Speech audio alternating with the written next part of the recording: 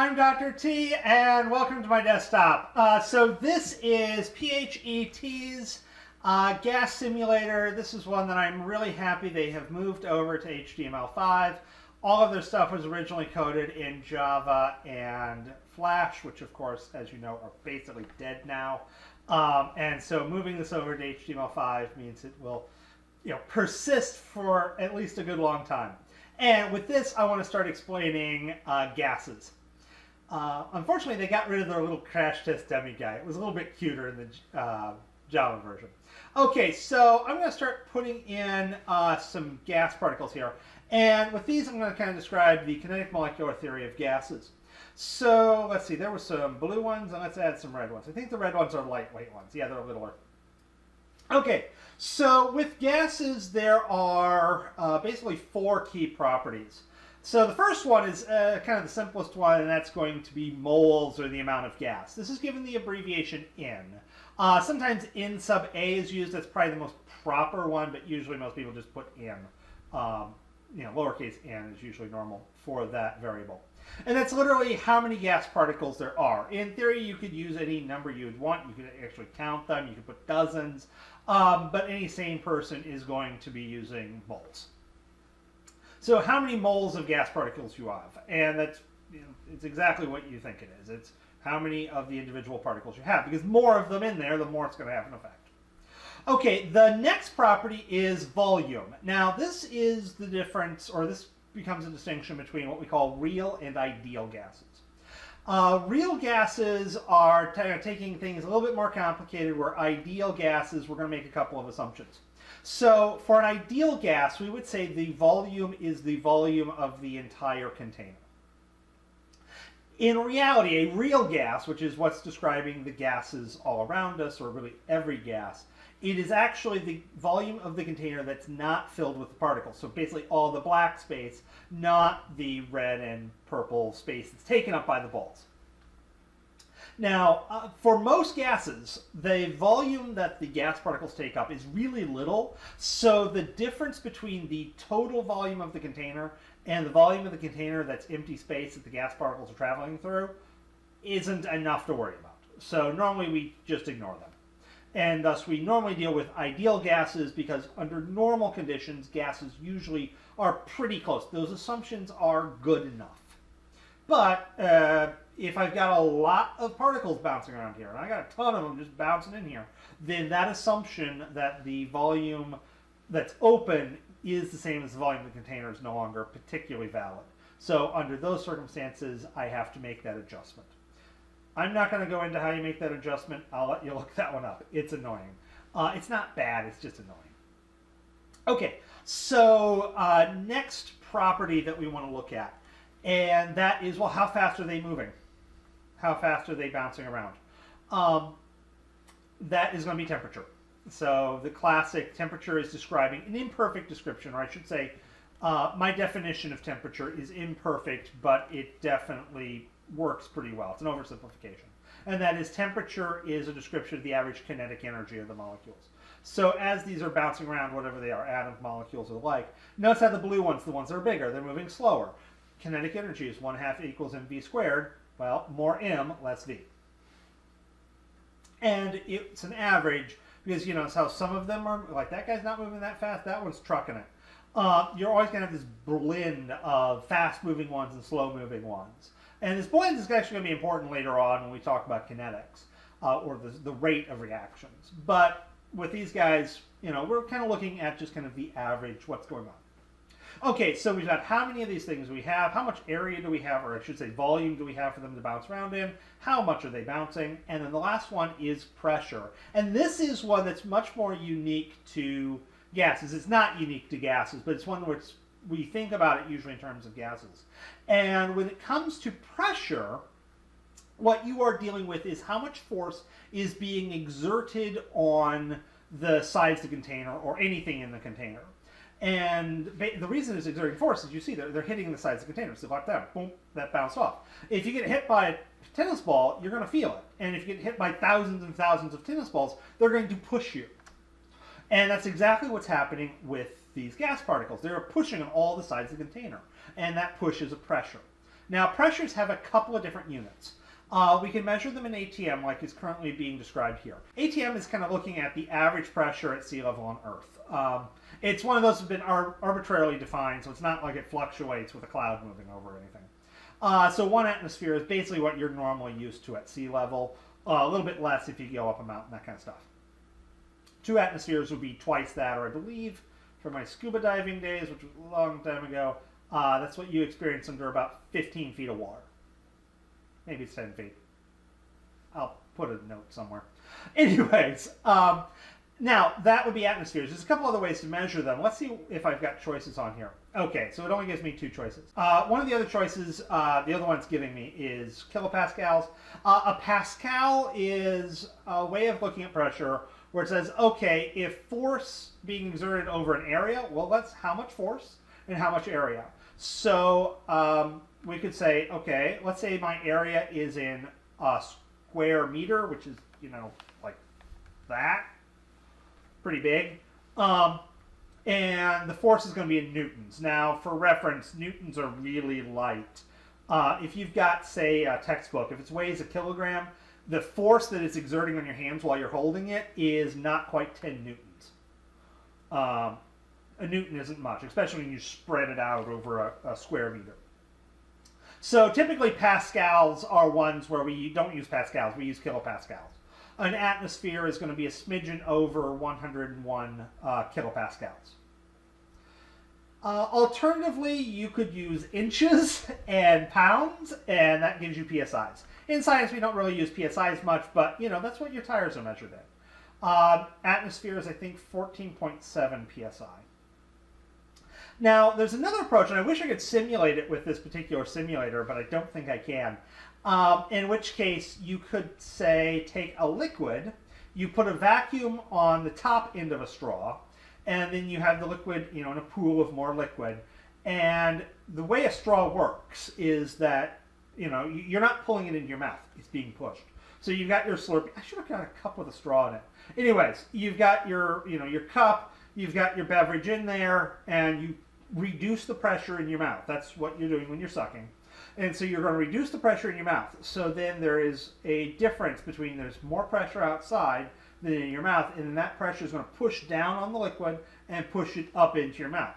Well, if you got rid of all the pressure in your mouth, which you cannot do, but if you made a vacuum and you looked at how far the liquid could be pushed, well, it can only be pushed as far as it can go until gravity takes over. Gravity will resist that push. So how high up you can push a liquid against gravity? Well, when it comes to liquids, you would want something nice and dense. If I was to do this with, say, water, we're talking, you know, second story of a building or so that we're able to pull it up to. Whereas when it comes to, you know, a heavier liquid like mercury, 1 atmosphere is only going to get you up about 760 millimeters. Or I should say, 1 atmosphere will pull at 760 millimeters of mercury because that's how the atmosphere gets defined, or one of the ways the atmosphere is defined. Likewise, there's the unit torr. That's basically the same as millimeter of mercury. The definition is slightly different. So 760 torr equals 1 atmosphere. So we've got different units. Just kind of depends on what you would like to work with. You will hear the unit bar used. So the pascal is the SI unit of pressure. So everything, I kind of misspoke earlier, everything's defined off the pascal. The bar is 100 kilopascals. So it's a slightly thin atmosphere. And of course, there's other slightly quirky units. You'll see inches of mercury or centimeters of mercury. They're the same thing as millimeters of mercury, just, you know, a different length unit. So instead of 760 millimeters of mercury, it's 76 centimeters of mercury for an atmosphere. You know, whatever you like for units. Okay, so when I look at these gas particles, I can start changing the variables, and it will start affecting things for how these gases work. So if I squish this in, notice how the pressure shot up. And that's fairly standard. What we're looking at is there's a relationship between volume and pressure. This is Boyle's law. I always get my laws switched. But this guy's Boyle's law. And we can say that the pressure and volume to start with, usually what we call P1 and V1, equals the product of the pressure and volume just once you're done, or P2 V2. So P1 V1 equals P2 V2. Whatever units you want to work with are fine. You just plug them in, and it varies. Likewise, if you look at that pressure, let's stabilize that. I'm going to switch that to atmospheres just so we're a little bit more familiar with them. I like atmospheres probably the best. So let's cool this off. So we're going to be affecting temperature. Volumes hold constant. I want to hold the volume constant. I don't want that thing moving. So I'm going to drop the temperature. So now it's getting really, really chilly. And notice how the pressure went down. This is known as Galois-Sek's law. The pressure divided by temperature. So P1 over T1 equals P2 over T2. And, straightforward relationship. Now let's warm this back up again. And actually, let's hold the pressure constant.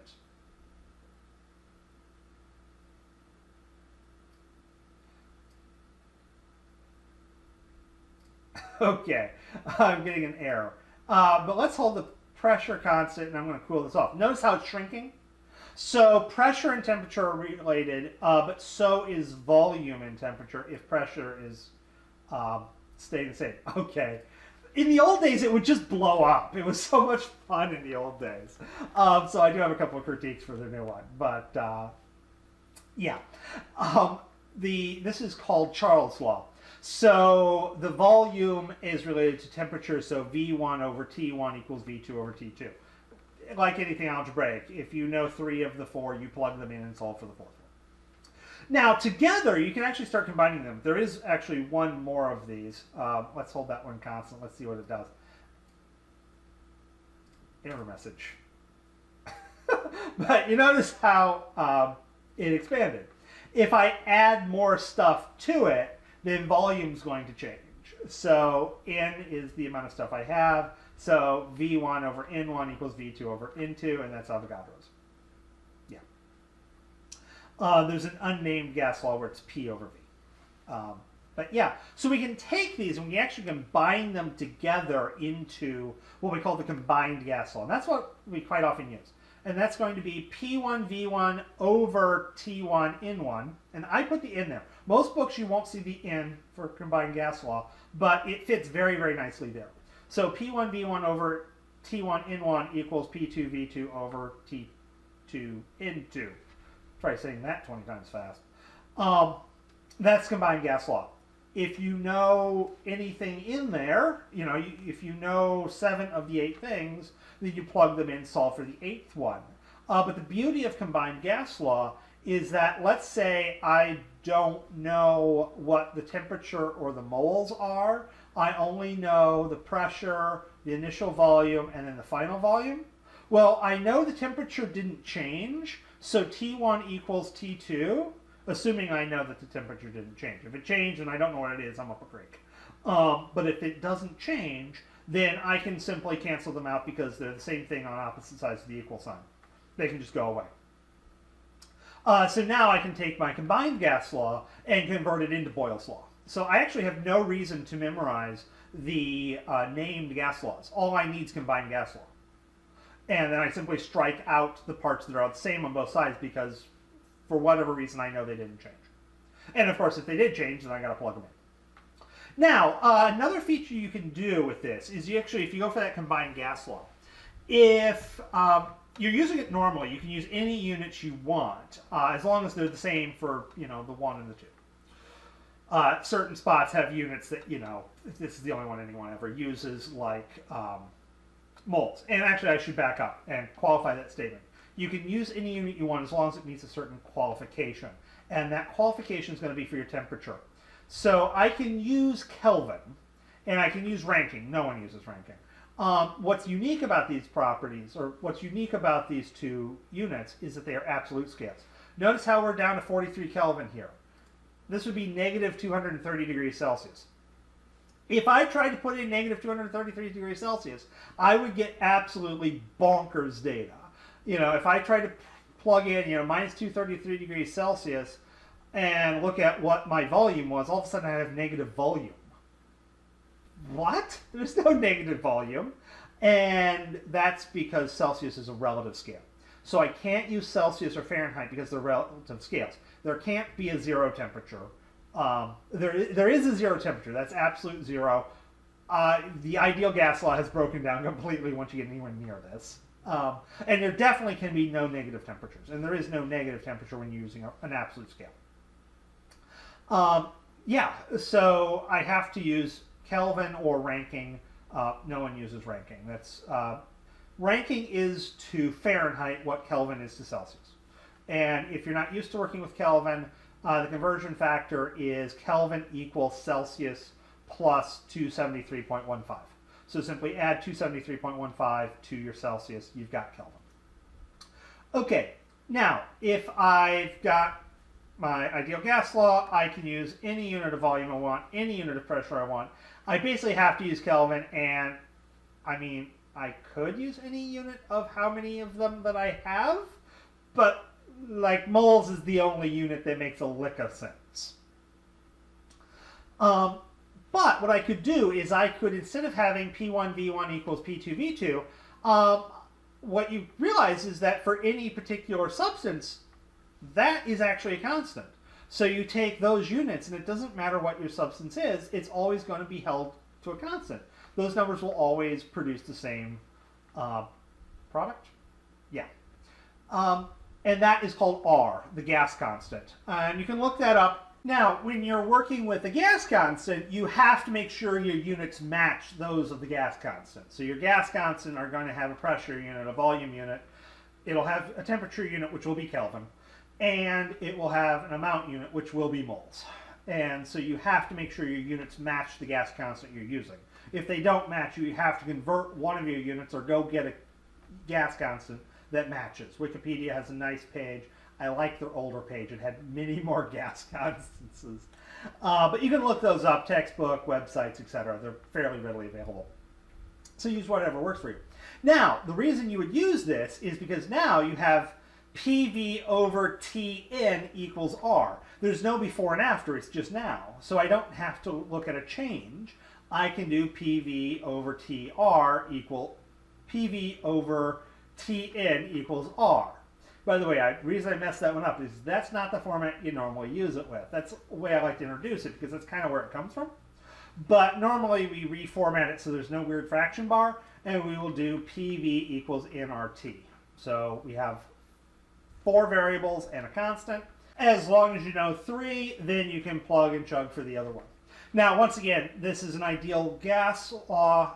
It has to follow ideal gas conditions, which one of them I already mentioned. That means it can't be too crowded in here. You have to have enough room that you can make the assumption that the free space is the total space. Atoms are small, so that usually is the case. You also have to make the assumption that they aren't sticking together. Notice how these are bouncing off. In an ideal gas, we make the assumption that those are just simply a straight bounce. They don't stick to each other at all. However, if the temperature is particularly low, or they're once again packed in really, really tight, then they might not be bouncing around hard enough, and they might actually stick to each other, in which case it's no longer an ideal gas. It's now a real gas. And what you do is you have a slightly modified version of PV equals nRT that modifies the pressure and the volume, and then you have to go look up constants for your particular gas that basically relate to how big are the actual atoms or molecules in your gas, and how sticky are they, or how strong are their intermolecular forces. Once again, I'm not going to deal much with real gases. They're annoying. Most of the time you can get by with ideal gas. It gives you halfway decent. Obviously, once you're at really high temperatures and pressures, then you have to switch over to a real gas. And you do also have to be careful that you might actually be switching over into supercritical fluid, especially if you're trying to figure out, gas inside a compressed air tank. Compressed air tanks are not gas. Those are supercritical fluid in there. They are at such ludicrously high pressures that you're well above the triple point. You're well above the critical point for those. Okay, so yeah, there's actually one more gas law I want to cover. And so you'll notice on this one how, let's add some heat. These things are moving too slowly. Okay, so you will notice how the wall is being hit by particles. When particles collide with things, that's actually when chemical reactions can take place. For a chemical reaction, particles literally have to bump into each other. Now, if I was to look at this container, and let's say I'm going to have a chemical reaction with the blue one, it doesn't matter how many times I get hit by a red one if I can't do any chemistry with red. But it does matter is how many times I get hit by blue. So what we have is this idea called partial pressure. Partial pressure is looking at the pressure, the amount of force being exerted on the container, but it's looking at it by which parts of a mixture of gases is doing the pushing. So if I've got air at 1 atmosphere, about 0.7 going on 0.8 atmospheres is going to be coming from the nitrogen colliding with things. A little over 0.2 atmospheres is going to be coming from oxygen colliding with things. And I think it's a little over 0.1 atmospheres or less is coming from everything else. Because air is basically nitrogen and oxygen. So if I've got lungs, which I do, that's how I'm not dead, those are a place where oxygen atoms can collide with my bloodstream so they can get into a red blood cell, so they can get shipped to the rest of my body, so I'm not dead. The amount of nitrogen colliding around in my lungs doesn't matter, at least for that particular case. It does matter if I'm changing my pressures, and that could get into the bins, and I'm not going to go in there. So if I've got, collisions, I need enough collisions inside my lungs for my lungs to be able to react with my red blood cells. If I decide to go climb Mount Everest, I am in nowhere near good enough shape to do that. What I'm going to run into is that there's less air total. The total pressure is lower. And so, yeah, there's just less collisions with oxygen because not only is the total pressure lower, because the blend is the same, the collisions in my lungs, the partial pressure of the oxygen is much lower. And thus, I've got a couple of issues I have to do. If I would want, I could either keep the same blend of air, the same basically 8:2 ratio of nitrogen to oxygen. It's not quite that, but close. And return my total pressure back up to an atmosphere. Or, what would be a lot easier because it doesn't need a spacesuit, what I could do is change the blend. I could breathe in, say, a 7:3 ratio or a 6:4 ratio of nitrogen to oxygen. That way, while the total pressure is lower, the partial pressure of oxygen is what my body needs, and thus I get enough collisions on the insides of my lungs to get things going and to have oxygen for everything my body needs to work with. And that's why Everest climbers will carry oxygen with them, because it's high enough up there that you can get oxygen deprivation, which is, shall we say, not good. And that's also why you have the little oxygen mask that dropped from the airplane if something really bad happens. By the way, if those things drop, things are going really bad. Those are last minute. So for chemistry, what we really care about is this partial pressure. There's a couple other applications, but that's kind of the one that's the everyday, kind of application is when you're dealing with, oxygen and lungs. This is also why folks are on supplemental oxygen. They have less lung tissue that works. Therefore, you need to make as much as you can with what you got. And thus, by increasing the partial pressure of oxygen in their lungs, then the limited surface area for those collisions to happen can be much more productive. You can have more collisions in the smaller amount of area in their lungs that's still functional, and thus they get the oxygen they need. So the partial pressure, getting back to the equation, this is Dalton's law of partial pressures. P total, or the total pressure, is going to equal the sum of all of the pressures contributing from the individual gases. So as I mentioned earlier, if we have a pressure of 1 atmosphere for just normal air, and then we have, say, 0.78, I think it is, atmospheres for the nitrogen, 0.21 atmospheres for the oxygen, and 0.1 for everything else, all of those add up to the 1 atmosphere that we're under. If you're not under 1 atmosphere, then the numbers are going to be different. So we will quite often keep track of partial pressures, because as chemists, the partial pressure is quite often the more important thing for us than the total pressure. Okay, so now with that said, Talk to you later. Have a wonderful day, and see you in later videos.